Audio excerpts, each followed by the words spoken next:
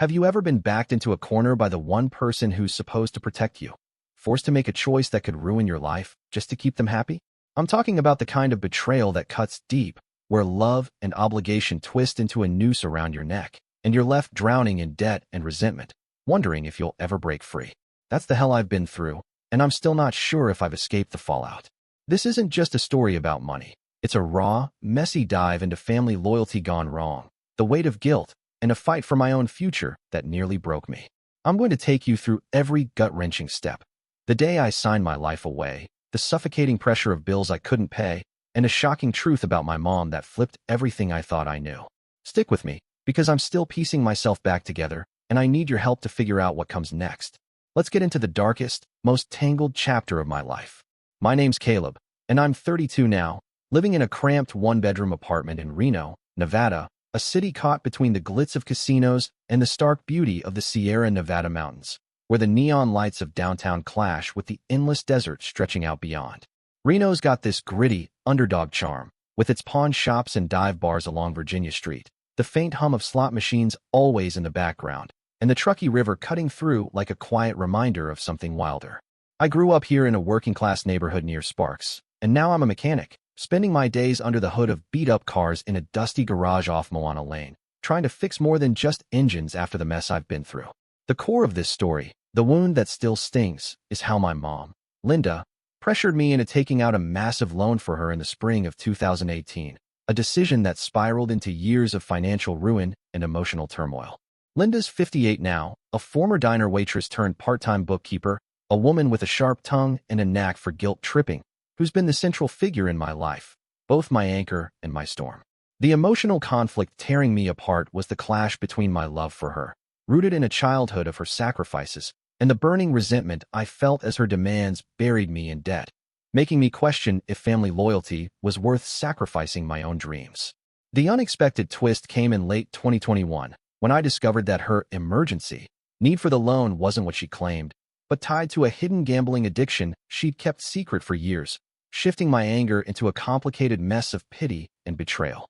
This all unfolds in Reno between 2018 and 2023, with the city's harsh desert heat, the buzz of its casino culture, and the lonely stretches of highway as the backdrop to my struggle.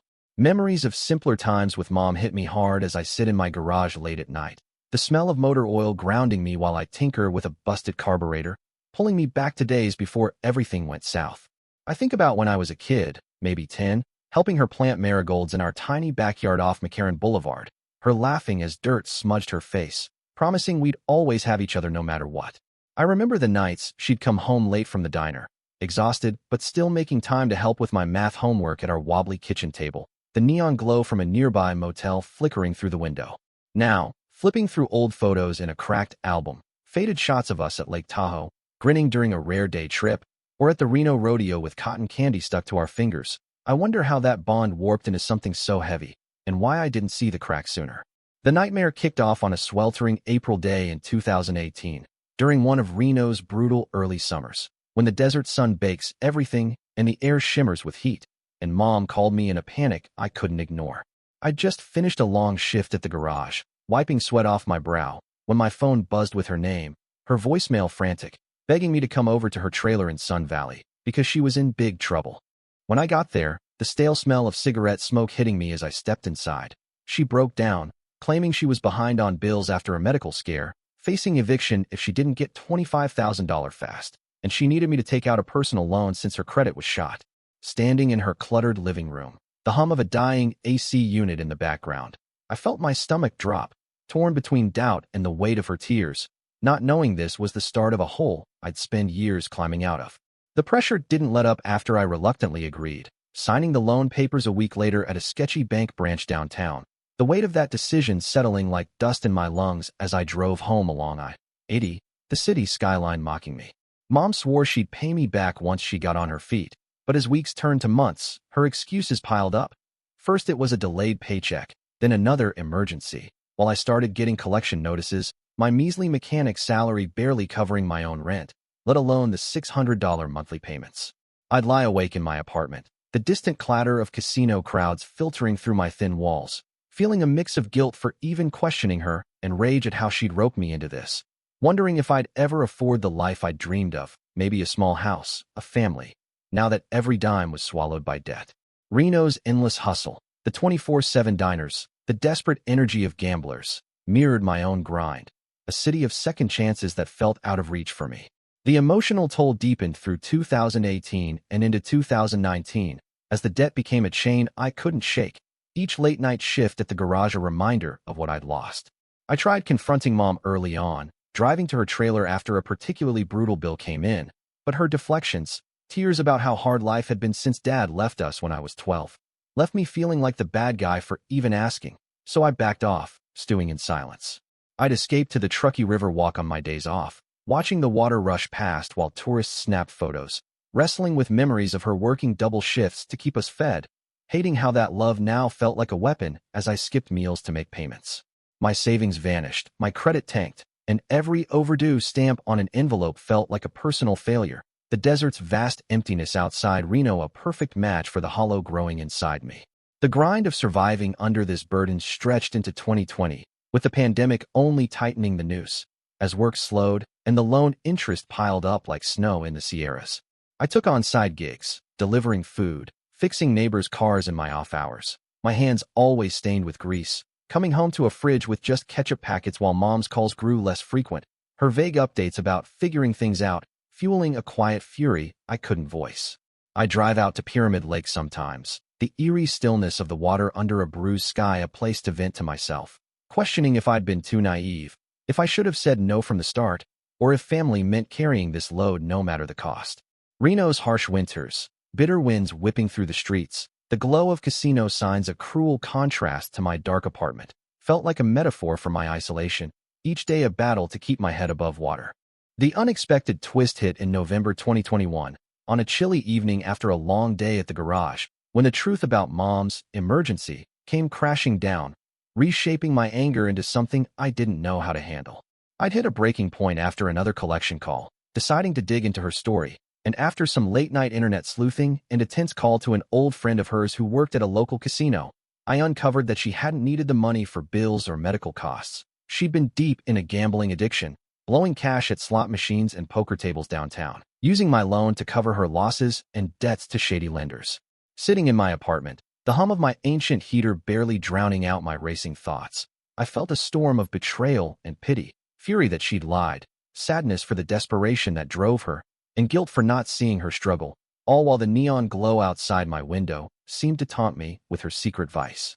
Determined not to let this destroy me completely, I threw myself into getting out of debt, turning my pain into a stubborn resolve, even as I wrestled with what this meant for me and Mom. I started by cutting her off financially, a gut-wrenching decision made over a tense phone call where I didn't even mention the gambling, just said I couldn't help anymore, her silence on the other end heavier than any argument. I picked up a second job at a warehouse, working nights until my back ached, and enrolled in a free financial counseling program through a local nonprofit, learning to budget every penny while slowly chipping away at the loan, each small payment a victory. Reno's rugged spirit, the resilience of folks rebuilding after busts, kept me going, though every step forward carried the weight of Mom's deception, and I wasn't sure if I'd ever confront her or just let the truth fester. Reflecting on my past with Mom became a near-constant loop, especially on quiet nights in my apartment, the distant sound of traffic on I-580 grounding me as I thought about what we'd been through. I'd remember the good times, like when she'd take me to the National Automobile Museum as a kid, both of us geeking out over vintage cars, dreaming of fixing one up together someday, a memory now tainted by the image of her hunched over a slot machine in my imagination. I recalled the day she cried after I graduated high school, proud despite our struggles, a moment now overshadowed by the loan papers I signed in blind trust. I'd sit on my sagging couch, staring at the desert horizon through my window, wondering if I'd ignored signs of her stress growing up, or if I'd been too quick to play the hero. Reno's renewal, spring winds clearing the air, the buzz of hot August nights car shows, felt like a challenge to my stagnation, pushing me to decide if I could rebuild with her in my life or not. As the years rolled into 2022, I built a fragile stability, though the unresolved hurt with Mom lingered like the dust storms that sweep through the desert. I moved into my current apartment in early 2022, a small win after negotiating a cheaper rent, furnishing it with thrift store finds, each piece a quiet vow to reclaim my life, though trust with Mom remained a distant hope. tested by every unanswered text I sent checking on her. Our interactions stayed minimal, limited to brief calls about mundane things, me avoiding the gambling truth, her voice always carrying a nervous edge, leaving me unsure if she sensed I knew. I started journaling my progress, late at night with a cheap beer, tracking every paid-off chunk of debt, hoping to anchor myself in small wins while wrestling with whether I'd ever address the real issue with her. Reno's quieter spots, the trails near Rancho San Rafael Park, the hush of early mornings by the river, became my refuge, places to question if I'd ever trust family the same way again, or if that bond was fractured for good. The grind of moving forward while carrying this betrayal felt like trudging through the Nevada desert after a rare rain, each step forward shadowed by a past I couldn't fully shake. I'd run into old co-workers at local spots like the Peppermill, their casual "how's your mom?" questions a minefield, forcing me to shrug through half-truths while inside I burned with the secret of her addiction, a weight I hadn't shared beyond a trusted buddy at the garage. I started second-guessing my silence, wondering if I'd been too harsh in cutting her off without explanation, or if closure meant a raw conversation about her gambling, a thought that kept me up on nights when the desert wind rattled my windows louder than my resolve. I even considered reaching out to a counselor for myself, floating the idea during quiet moments alone, but backed out each time, scared of what I'd uncover about my own anger, unsure if it'd help me heal or just stir more resentment. Driving down South Virginia Street, past the gaudy casino signs, I wrestled with whether I'd let this debt, financial and emotional, steal too much from me, or if I'd reclaimed enough by standing on my own. The weight of her deception and my own lingering guilt didn't fade easily. Even as I pushed forward, each memory of her pleas a reminder of how fragile family can be. I'd spend hours in my tiny balcony space, fixing up an old bike I'd salvaged, finding a photo of us at the Reno Air races tucked in my toolbox, and feel a pang of longing for the closeness we'd lost, now replaced by a guarded hope when I'd get a rare, neutral text from her. I started avoiding family gatherings beyond the bare minimum, unable to sit through hours of small talk with her there, wondering if she ever regretted dragging me into this or if she still saw herself as the victim. I'd walk through Midtown Reno on quiet evenings, past the trendy bars and murals, feeling like a stranger in my own story, asking myself if I'd been too quick to pull away or if that distance was the only way to protect what little peace I'd found. The city's vibe, the mix of desperation and reinvention, felt like a mirror to my inner struggle, a reminder that moving on wasn't just about paying off a loan, but about living with the scar of betrayal. By mid-2023, I'd carved out a life I could call stable, with my mechanic work offering steady pay, finally clearing the last of the loan in June, and a routine that felt stronger, though not unscathed.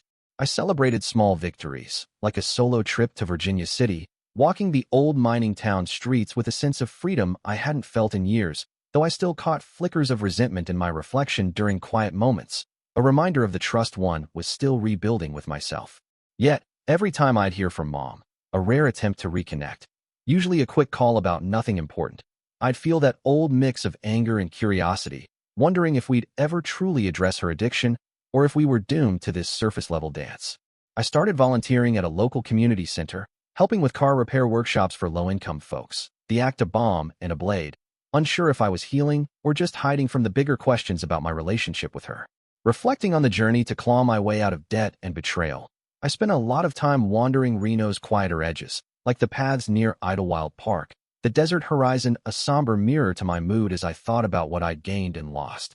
I'd remember the early days with Mom, sneaking late-night drives to watch the city lights from a hill near Sparks, dreaming of a future while the neon glowed, a hope now tainted by the memory of signing those loan papers.